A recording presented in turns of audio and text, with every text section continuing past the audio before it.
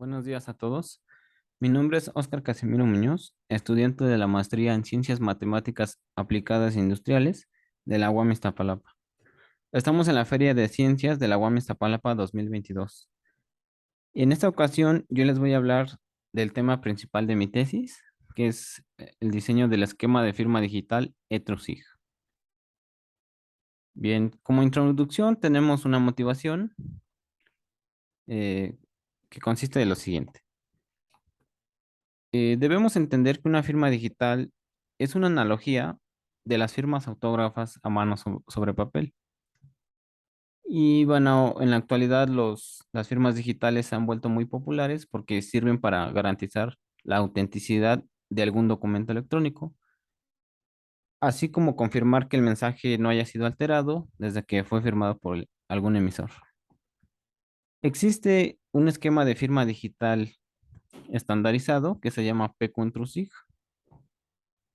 Cuando digo estandarizado, quiere decir que ya pasó muchos filtros de seguridad, que fue aprobado por el NIST, que es el Instituto Nacional de Estándares y Tecnología.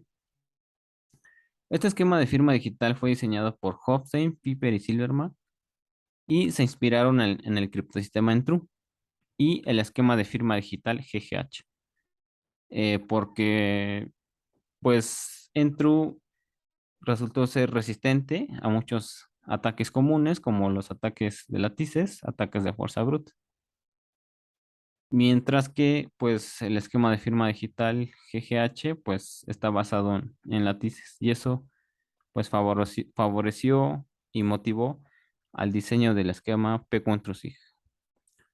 Después, en 2011, Catherine Jarvis diseñó el criptosistema ETRU, el cual es una versión del criptosistema ETRU, pero acoplada al anillo de polinomios con coeficientes en los enteros de Einstein, el cual se define como el anillo R, que es z de omega de x, módulo x a la n-1, donde pues z de omega es el anillo de los enteros de Einstein. Entonces nosotros tomamos esta motivación del criptosistema de True y el esquema de firma digital estándar PQ-SIG para dar el diseño de el criptosistema ETRUSIG. Vamos a ver un poquito de notación para entender el mecanismo de este esquema de firma digital. Aquí el anillo base será R igual a RQ, que es ZQ de omega de X módulo X a la n-1, donde ZQ de omega es el conjunto de los enteros de Einstein, que es un anillo, módulo Q, donde Q es un entero de Einstein fijo. Sabemos que, pues bueno, Z de omega es un anillo, por lo tanto tiene unidades. Resulta ser que hay seis unidades en Z de omega, que es más menos 1, más menos omega cuadrado. Con esta noción podemos dar la definición de polinomios ternarios en Z de omega, el cual consiste en los polinomios f de x que viven en R, tal que f de x tiene de un coeficientes iguales a 1, de dos coeficientes de cada una de las unidades de Z de omega y el resto de sus coeficientes iguales a 0.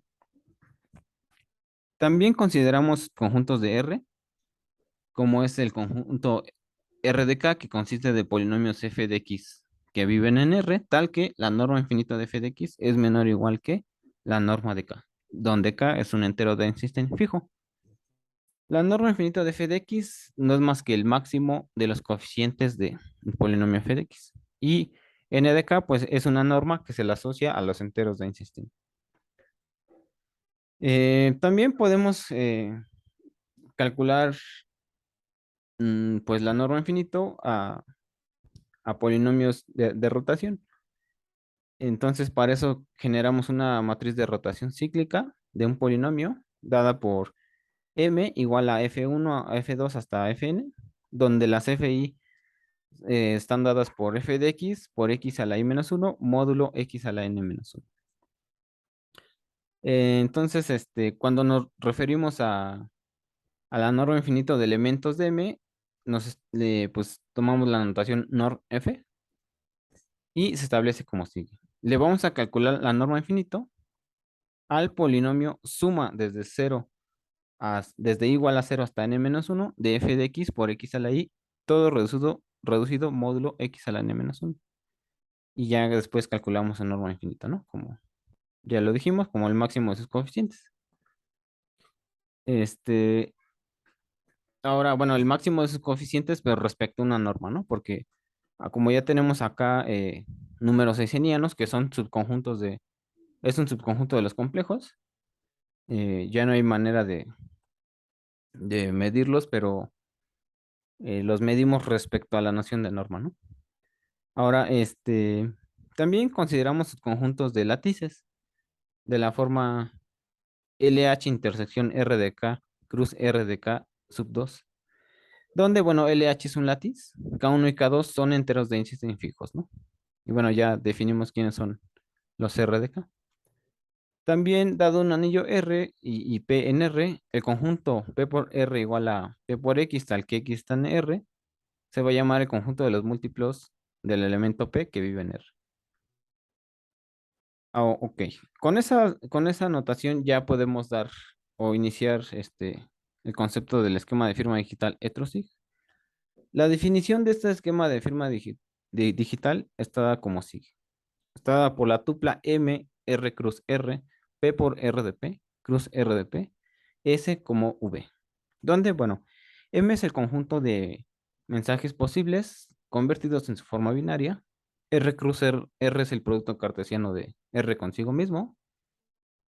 P por R de P cruz R de P también es un producto cartesiano.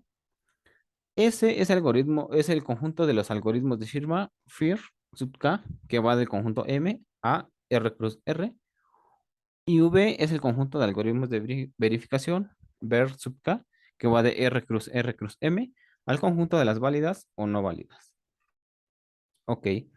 Una vez que ya tenemos la noción o la definición del esquema de TrueSig, pues se tiene que dar su mecanismo, ¿no? O sea, la generación de claves, su algoritmo de firma y su algoritmo de verificación. En la generación de claves se deben fijar parámetros n, k, m, p igual a 2 más omega, q, d, constantes bm, bk, bt, tales que, pues, n, k, m y d son enteros, con la condición que n es igual a k más m, p es un entero de Einstein fijo, o sea, p es igual a 2 más omega, y q es otro entero de Einstein de la forma a más b omega, con las condiciones que nu de q es mayor que nu de p, y tal que nu de p es un primo racional. Aquí nos preguntaremos qué es nu de q, pero nu de q es una función distancia que convierte al anillo de los enteros de Einstein en un anillo euclidiano. Ok, luego seleccionamos polinomios f de x en t de más 1, d, g de x en t de más 1, d. Establecemos f minúscula de x como p por f mayúscula de x y calculamos los inversos de g en RP y el inverso de f en RQ. Luego verificamos las condiciones de norma norm f aplicado a f de x, que eso sea menor que la norma de BK, y que la norm f de g de x sea menor que la norma de BK también. Si se cumple nuestra selección de parámetros y de polinomios, se cumple todas estas condiciones, entonces establecemos h de x igual a g de x por fq de x módulo q. Luego, pues bueno, los parámetros para ETRUSIG quedan de la siguiente manera. N, K, M, P, Q, BM, BT y BK son públicos. La clave pública será el polinomio h de x y la clave privada serán los polinomios f de x y g de x. Y así se da la generación de claves. Enseguida viene el algoritmo de firma. Este algoritmo solicita polinomios o tiene como entrada a polinomios f de x, g de x, h de x, mu y s, donde, bueno, f y g es la clave privada, h de x es la clave pública, mu es nuestro mensaje convertido en su forma binaria y s es una cadena aleatoria de bits. El algoritmo realiza el primer paso, realiza o genera el resumen del mensaje usando una función hash que esté aprobada por el NIST, o sea, el Instituto Nacional de Estándares y Tecnología, para así obtener el resumen del mensaje MSDigest. Luego, en un ciclo for, itera los siguientes pasos. Obtiene polinomios MP de X, TP de X que vivan en el conjunto RDP, usando un algoritmo que esté previamente conocido o sea estandarizado, y de manera que se involucre al resumen del mensaje o el hash msdigest. Luego se selecciona de manera aleatoria un polinomio R de X en R de AE, donde, bueno, esta AE es una constante que se ha determinado de tal manera que este esquema sea seguro, ¿no? Y bueno, puede ser un número iseniano o incluso un número real. Un número entero, perdón. Después se calculan los siguientes polinomios: M0, que es MP de X más P por R de X; T0, que es H de X por M0 de X módulo Q, con T0 en HQ; A de X, que es el inverso de G, que multiplica a TP de X menos T0 de X módulo P, con A de X en HP. M' de X es M0 de X más A de X por F de X. T' de X es T0 de X más A de X por G de X.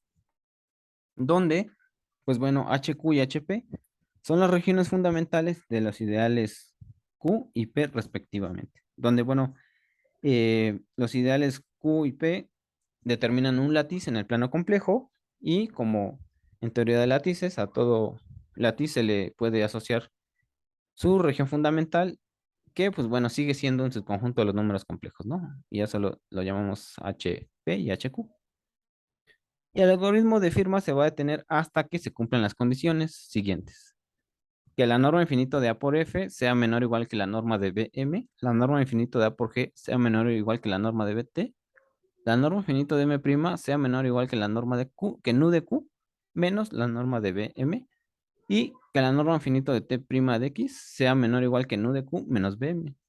Si se cumplen estas condiciones, entonces el algoritmo va a arrojar como salida a M', T' y al mensaje mu. Y aquí, pues bueno, M' y T' ya son nuestra firma para el mensaje mu. Ahora, cualquier usuario interesado en verificar esa firma realiza los siguientes pasos, ¿no? El algoritmo recibe como entrada polinomios M', T', mu, a la clave pública H de X y a la cadena S. Entonces, el usuario debe generar polinomios MP y TP de la misma manera que en el algoritmo de firma. Es decir, estos polinomios MP de X y TP de X deben coincidir con estos que están aquí. Entonces, se tienen el algoritmo, se tienen los parámetros públicos necesarios para que el usuario que desee firmar genere estos mismos polinomios. De esta manera, se verifican las siguientes condiciones. Si T' de X no es congruente con H de X por M' de X módulo Q, se va a enviar como no válida si es que es así. De lo contrario, si se da esta congruencia, avanzamos y verificamos la siguiente condición. Si la norma infinita de M' es mayor que nu de Q menos BM, o la norma infinita de T' de X es mayor que nu de Q menos B menos la norma de BT, se va a enviar como no válida. De lo contrario, avanzamos y verificamos la siguiente condición. Si M', T' de X no es congruente con MP de X, TP de X módulo Q, entonces se va a enviar como no válida si es que es así. De lo contrario, si la congruencia se cumple, entonces el algoritmo va a resultar como, o va a dar como resultado a la opción válida. Es decir, que nuestra firma es válida para nuestro mensaje mu. Y de esta manera es como se logra dar este esquema de firma digital, dar todo este mecanismo, que bueno, obviamente ya se tiene un análisis de seguridad que, pues bueno, también se apega mucho al análisis de seguridad del esquema estándar. Por lo tanto, es una opción viable y segura para firmar documentos electrónicos. Bueno, espero que les haya gustado, y esto es de lo que les quería hablar el día de hoy. Pues muchas gracias.